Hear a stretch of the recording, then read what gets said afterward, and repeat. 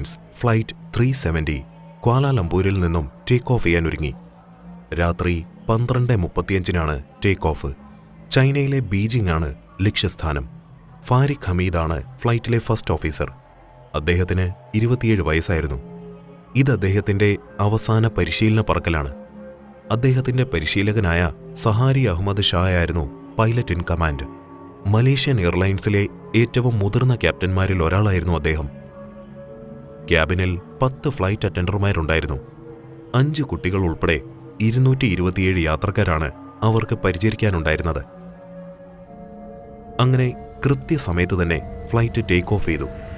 First officer Fariq വിമാനം control ചെയ്യുമ്പോൾ captain Sahari റേഡിയോകൾ കൈകാര്യം ചെയ്തുകൊണ്ടിരുന്നു. പുലർച്ചെ 1:01 ഫ്ലൈറ്റ് 35,000 അടി ഉയർച്ചയിലെത്തി. 1:08 വിമാനം മലേഷ്യൻ തീരം കടന്ന് വിയറ്റ്നാമിന്റെ ദിശയിലേക്ക്